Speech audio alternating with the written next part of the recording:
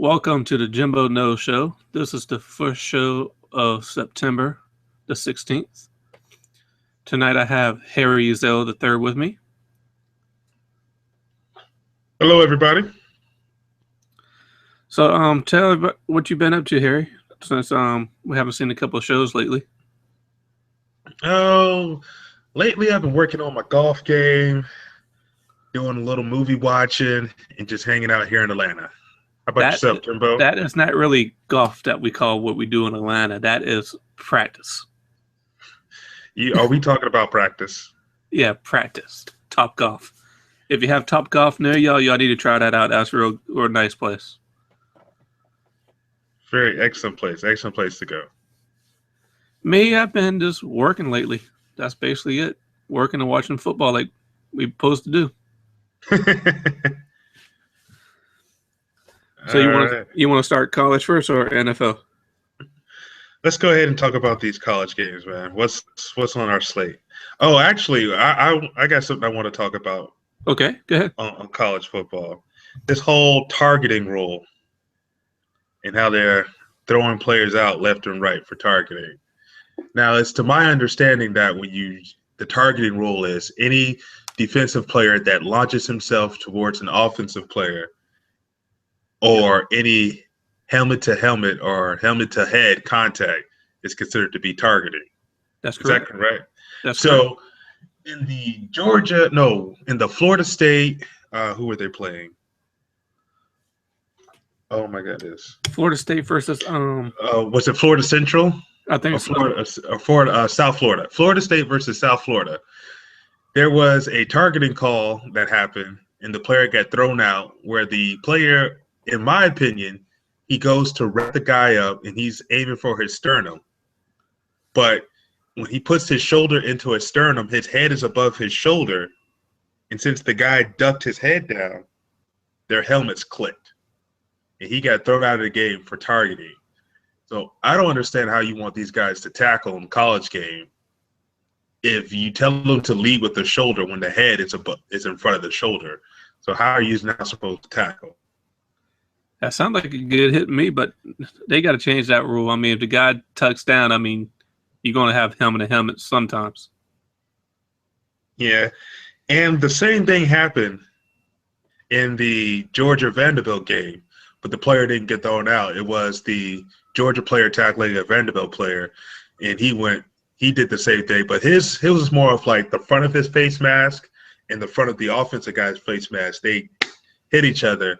He still got the 15-yard penalty, but they didn't throw him out the game. So to me, it seems like they have this rule, but they do have the officials' discretion to decide whether or not to throw the player out.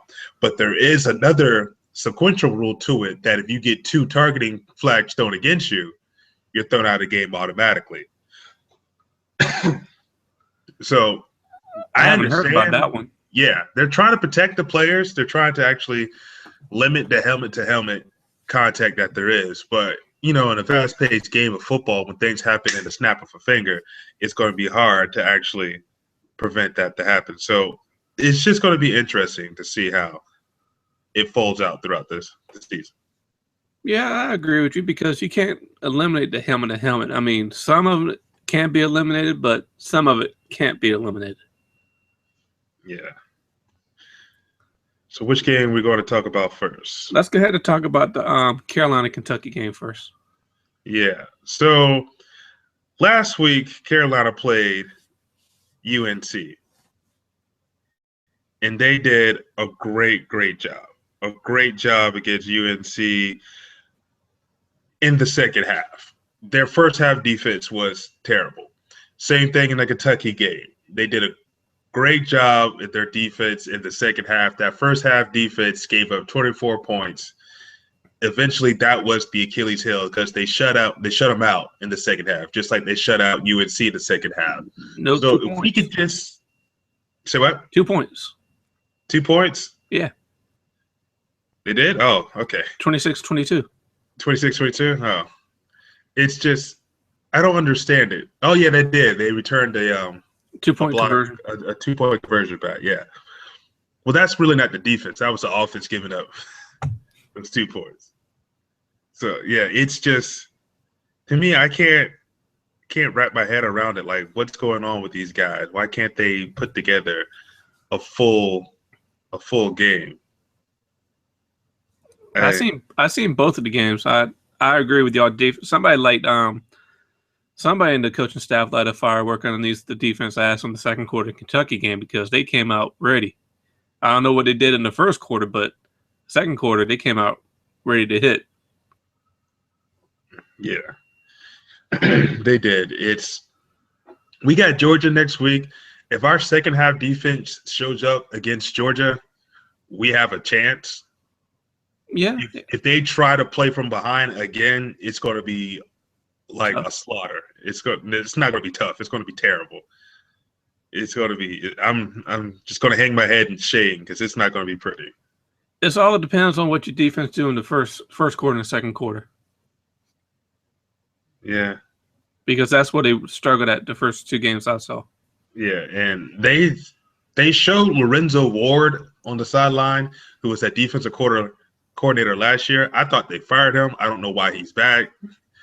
He's not the defensive coordinator. We got somebody else. I just want him out of Columbia. Like, don't even let him have residence in the city of Columbia. Not even Orangeburg, not Chapin, Spartanburg, Greenville. He doesn't need to be anywhere close. We don't want him either. He doesn't need to be anywhere close to the city of Columbia. I mean, I don't like to see people without a job, but that guy, he needs to go. What is Marcus Lattimore doing on the He retired from the NFL. I know he retired, but what is this part of the USC staff? I don't know. I saw him on the sidelines a couple of times. They were showing him. I don't know if he's a running backs coach or a trainer or something. He can't play because he accepted money to go to the NFL. So I don't know what his capacity is in with the team. But, yeah, I've seen him on the sidelines. I don't know what he's doing. You know as good as I know, if he put a helmet on before he come out at halftime and put somebody else's jersey on, you won't know who the hell he is. I wouldn't say anything. I'd like, yeah. Who's that guy who won't take off his helmet? We don't know. He can run that ball, though. He can run that ball. Did you see the no, hold on. What game was that last? Notre Dame and who did Notre Dame play this week? Oh, who did Notre Dame play? Let's see here. They barely won because the quarterback got injured. Oh yeah, because the quarterback got hurt and then the backup came yeah, and saved Virginia. Virginia. That's right. Yeah, I'm actually going to start paying attention to Notre Dame. I saw what they did last week. I'm sorry, the previous week against Texas. They slaughtered. How they just ran through them. So I'm actually going to start paying attention to Notre Dame because they actually look like they might go somewhere. All depends on what the backup quarterback does. Yeah, in college, in the NFL, I would say that, your backup quarterback is kind of a shaky position. But in college, there's so many kids hungry just wanting to play. Because look at our backup quarterback. He came in, I believe Perry Orr came in, and he was actually not afraid to throw the ball downfield. So I don't know what Steve Spurrier saw in Connor Mitch to make him the starter at the beginning of the season, but he was the check down king, in my opinion. That reminded me of the good old Jeff Garcia days. Just check down, check down, check down. Yeah, he did have some good passes. I just think the other quarterback was scared to throw the ball down the field. Yeah, there's no doubt about that. Both of them could run. I mean, I think O'Hara was a better runner, I think. To tell you the truth, the black guy that came off of the bench, the true freshman, he looks pretty good. Yeah, he had one play where he broke into the open field, and I'm like, yo, this kid can scoot. He must not be able to read the defense yet. That must be the only thing that's keeping him out. But if Steve Spurrier is truly trying to run like an option offense, that would be the kid to go with because he looked like he could get up and down very fast. Yeah, he did look pretty fast. And that one guy who ran it back for when he played against UNC, the running back, I can't remember his name. Yeah, number 7. I know who you're talking about. Yeah, he is fast. Yeah, he's hilarious. He's 5'3" and like 220. So you really can't see him His 40 was like 2.3. No, not 2.3, maybe 4.2. No. He was like Mighty Mouse. He had the ball and blank, he was gone. You know what I'm talking about. You blank, he was gone. Yeah, he was blank, he was gone. Yeah. He's a little short guy. You can't see him over the offensive line, so he just pops out and then boom, he's at full speed. Yep. Then I watched that Michigan State and Oregon. That was pretty okay. Michigan State's got that defense. Oregon wasn't ready for that. I just saw the score. Yeah, I was wanting Michigan State to lose, but oh well. Yeah, they weren't ready for that. What was the shocker was that Auburn and Jacksonville State game that I watched. Yes, it was. I seen that you posted the upset alert. Yeah, so I actually did. Go ahead, Harry. Yeah, I wasn't watching that game in its entirety. I got back from the grocery store. I was turning on the game, and I saw that the game was, I believe it was like 10-10. And I was thinking, why in the hell is Jacksonville State even close with Auburn? And then I continued to watch it, and Auburn just had turnover after turnover after turnover. Had Jacksonville State been a FBS team or even a Division I school, I think they just would have if that would have been Appalachian State or East Carolina or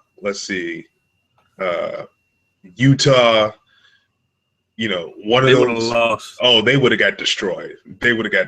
There's nothing in my mind. Like, what's his name? Will Muschamp, whatever the defensive coordinator is at Auburn. He would have been gone. Yeah, he would have been gone.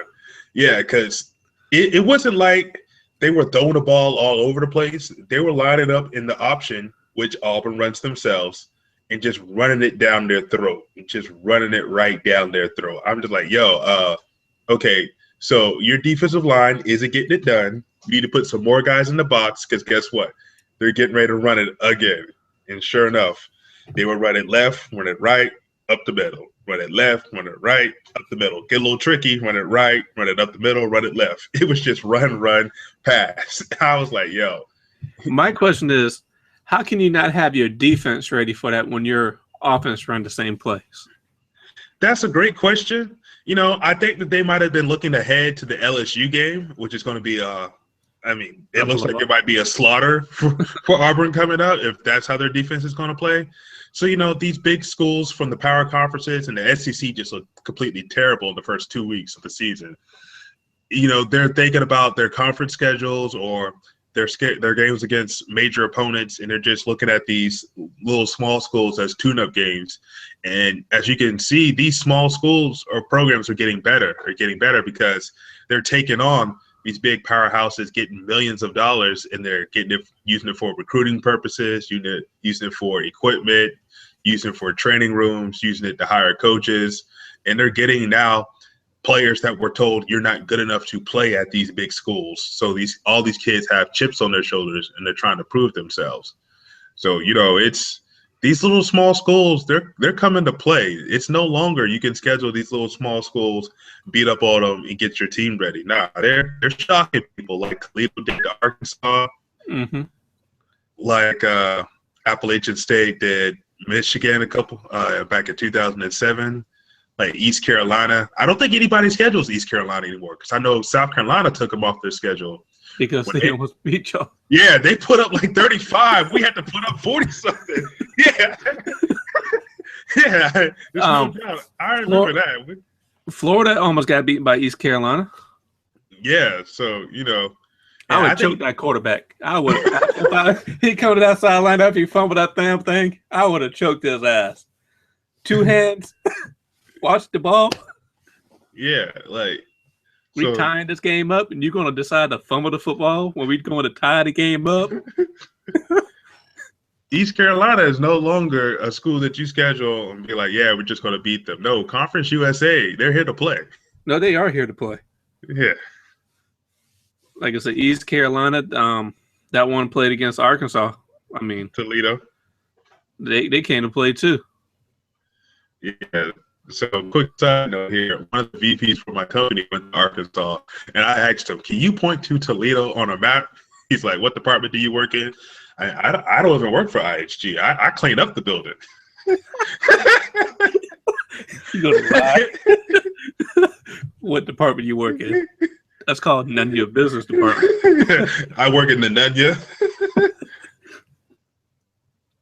Then Clemson had an easy game against Appalachian State. Yeah, I'm gonna need y'all to schedule some opponents. We got some coming up. Who y'all got next week? We got Louisville tomorrow. Ooh. Then we got a bye week. Then we got Notre Dame week after that. Yeah, Notre Dame makes me upset with their scheduling because they are part of the ACC, but the football is not part of the ACC program. How the hell can you do that? From how it was explained to me, was that Notre Dame football program has to take on 5 ACC opponents a year to remain their basketball team in the ACC. So I'm just like, yo, if I was Notre Dame, I would never schedule your Clemsons, your Florida States, your Louisville. DC, Louisville. I would never schedule them. Wake Forest. Yeah, Duke. Wake Forest. I would schedule like Syracuse, Virginia, Duke. Duke, Pitt. All them trash schools. But somehow, some way, I don't even know how. Because like Notre Dame can't play for the ACC championship, if I remember correctly. No, because they're not in the 100% of the conference. Yeah. So they got somehow, some way, they got the good stick, and they can just schedule some ACC opponents, but still, majority of their schedule be against all them cookie cutter schools, and still make a buttload of money. Yeah, they way to be independent. So, you ready to start the NFL now, or? Yes, week 1 of the NFL. So week 1 of the NFL could not be fully complete if we didn't have a Patriots scandal or drama in the midst. And even though the Steelers lost, I think they still played a good game. What was it? 21-28 was the final score of that game. I think the offense showed promise in the running game, even though we didn't have Le'Veon Bell. D'Angelo Williams showed that he could still run. I think that offensive line is highly improved because Big Ben stayed on his feet for the most of that game. We looked good at wide receiver, even though we were missing the speedster on the edge. It starts with an M. Martavis Bryant, yeah. The only controversy of the game was that the quote-unquote headsets, went out. They blamed that on the weather. I heard weather, radio broadcast, jamming mechanism, but they said that they made the Patriots take off their headsets to compensate. That was correct. So, one can argue, well, what time delay was in between when the Steelers headsets went out and when the Patriots had to take their headsets off? To me, it makes me think that you're a professional. You should do it like the college system does it, because college doesn't use headsets. I'm sorry, there's no radios in the quarterback's helmet in college. Everything is signaled in. Like, why couldn't the Steelers signal in plays? Even though Big Ben did a good job of running the plays, I just don't understand why couldn't the offensive coordinator, Todd Haley, signal in plays to Big Ben during the game. It would work. You know how it works in college. I mean, you see all these postcards hold up with pictures on it, like Oregon, Clemson does. I mean, they all, like I said, they pretty much call the players right there, and they signal whatever it is, and they run it. Yeah, I mean, the only team that I can think of that still calls plays from the sideline like that is the Eagles with Chip Kelly. Even though he radios in, they say that his audibles come from the cards that he has on the sidelines. He said some of them are real, some of them are fake, some of them he just throws up just because. So, he calls about 100 damn plays a Yeah. And speaking of the Pigeons, their offense, I'm still teeter-tottering against it. That Monday night game against the Falcons, I think that they actually gave the game away. In the fourth quarter, when they were down, it was like 4th and 3 or 4th and 1. It was like maybe 3 minutes to go, and they decided they were down by 4. They were down by 2. They decided to kick the field goal and go up by 1. I personally say that your defense have pretty much gotten the 3 and out for the last 2 drives against the Falcons. You had 2 timeouts plus the 2-minute warning. So essentially you could stop the clock 3 times. You go for it on that 4th down. If you don't make it, like I said, you got the 3 timeouts. If you make it, you can burn up some more clock, get a closer field goal, and probably score a touchdown. Pretty much, I think just seconds left on the clock for Matt Ryan. They led to the field. Well, since hindsight is 2020, that sounds like a great plan now. But what they really did was kick the field goal, missed it, and then Matt Ryan converted the first down. Then the 2-minute warning came. He converted the second first down. They burned their timeouts and eventually ran the clock out, and the Falcons won. So their offense, to me, is a little shaky right now. They got the number 1 running back from last year, DeMarco Murray. They're missing their explosive wide receiver on the outside, but you still got Chip Kelly calling plays where you spread them out and go fast. They should have just worn the Falcons down. So they were in the third quarter by running the damn ball side to side the whole quarter. Yeah, that left-right attack, and then when DeMarco got hurt, you ran in Ryan Matthews to go up the middle. That I don't know why they went away from that, because they got, 2 touchdowns off of that? Yeah, 6 plays, 2 touchdowns. Yeah, so, I mean, I don't know why they got away from that, but, I'm the type of guy that, you run it until they stop it.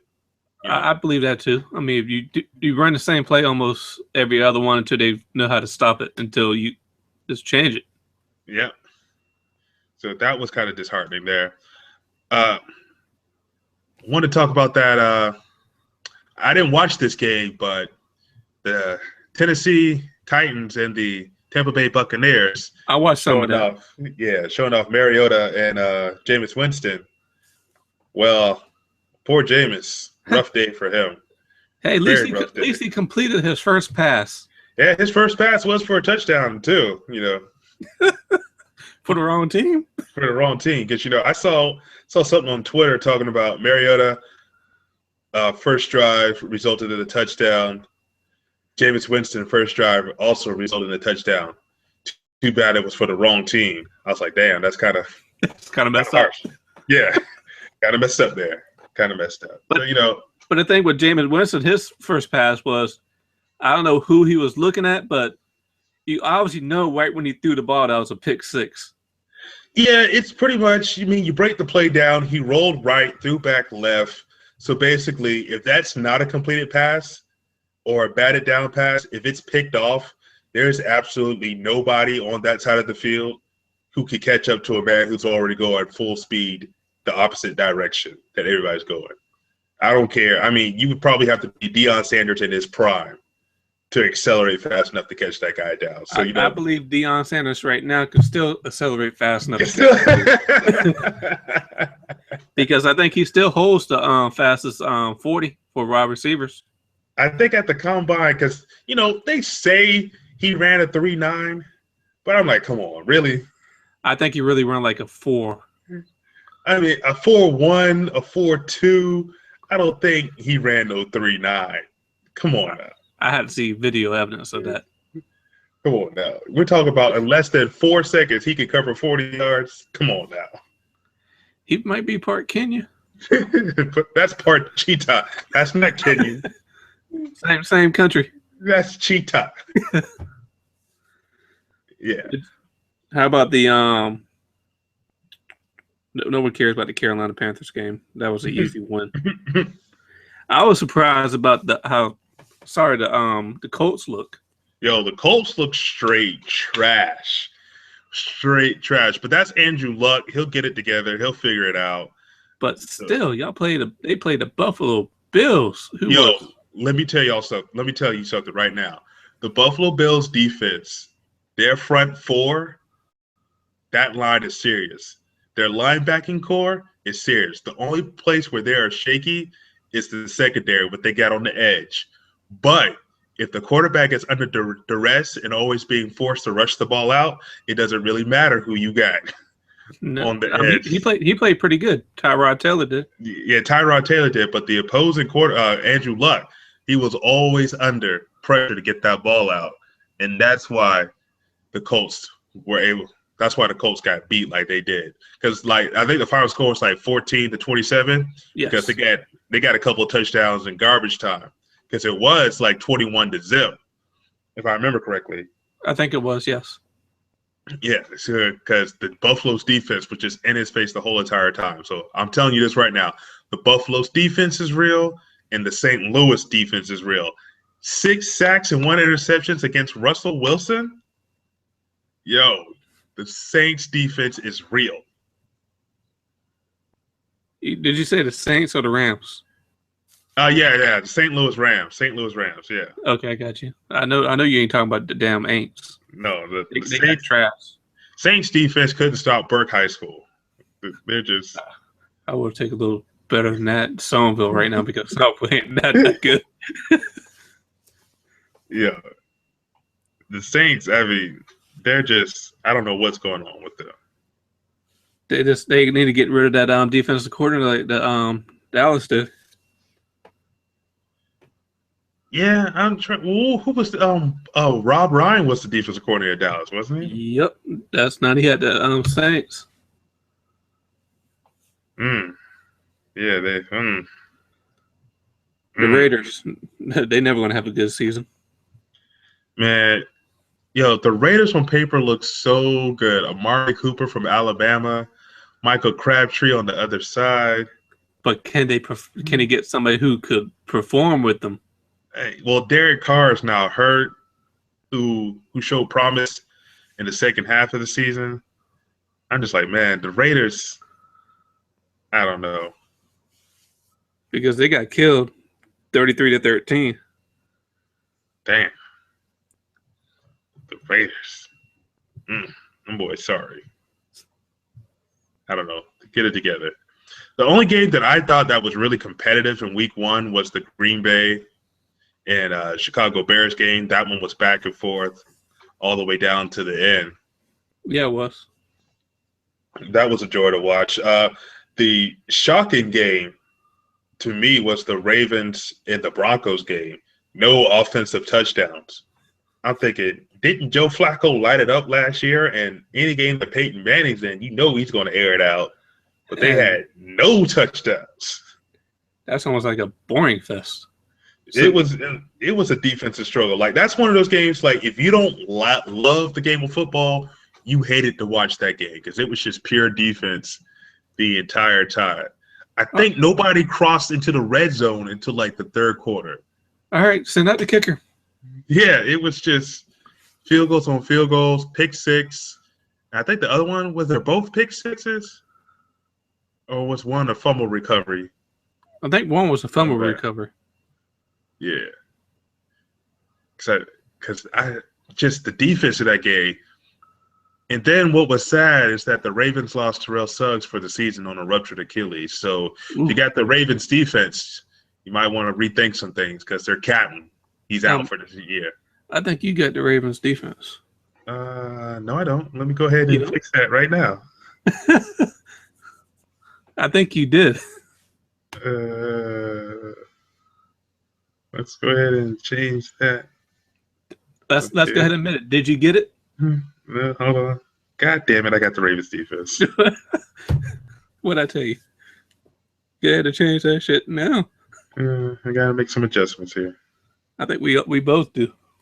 One of the picks I didn't even pick is Ty something Hilton. I didn't pick him. Oh, that dude hurt. I didn't pick him. All of a sudden I see Ty Hilton on my screen. I said, I didn't pick him. What the heck? Yeah, that dude. I don't know what's going on with this league. All right, so what else we got, Jimbo? We got the Giants and the Cowboys. You want to talk about that one? How I like to slap Eli Manning next week. How did Giants give that game away? Because dum-dums want to throw the ball instead of taking the sack. They should have ran the ball. Like, I don't understand when you're winning a football game and it's late in the fourth quarter. Why does the quarterback throw the ball? That's why you pay running backs. Yes, that's why you pay running backs. But he could have took a sack and let 40 seconds go off the clock. Then you only have a minute left to go down to score a touchdown. Yeah, I don't know. That was heartbreaking there. Just so hard to watch sometimes. When we let the Cowgirls get a win, I tell you.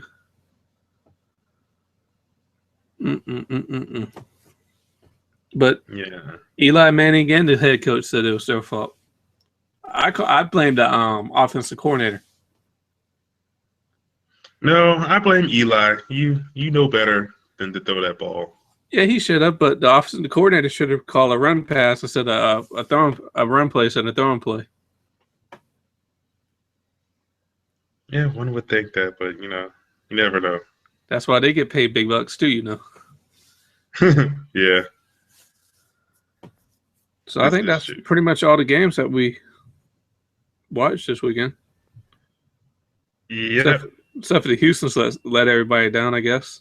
Yeah, I mean, Houston's defense, you think with Javion Clowney actually coming back and playing, J.J. Watt, I like to call him the SWAT machine. And then Cushing, 56. Yeah, the linebacker. That crazy motherfucker. You think they look good on paper, but, for some reason, just can't put it together. Nope. I mean, the offense looked all right, I guess. I didn't really watch that game. Me either. Even though I got the Sunday ticket, I can't watch all of them. You don't do the red zone thing? No, man. That thing's so like you told me the very first time you seen it, that thing is so doggone confusing. It gives me a headache. They watch 1 second, then go to another screen for another second, then go back over here. You blink an eye, you miss everything. Pretty much, yeah. But no, when I watch it, I got like 4 games or 6 games on one screen. Oh, okay. I see what you're doing. Yeah, you split it up. Okay. Yeah. So, Harry, when is the next movie show?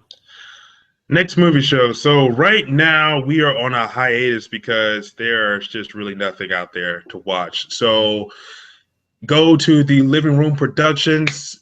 If you're not a member of that community, I advise that you do so. To find there, you need to go to the Google Plus community and search for Living Room Productions. You'll see the Mapcast, you'll see Jimbo's show, and you'll see my show, the Blockbuster Movie Review. Our next show for definite is going to be either on James Bond, which is due out in November, or Star Wars, which is due out in, I think that one is either late November, early December. Yeah.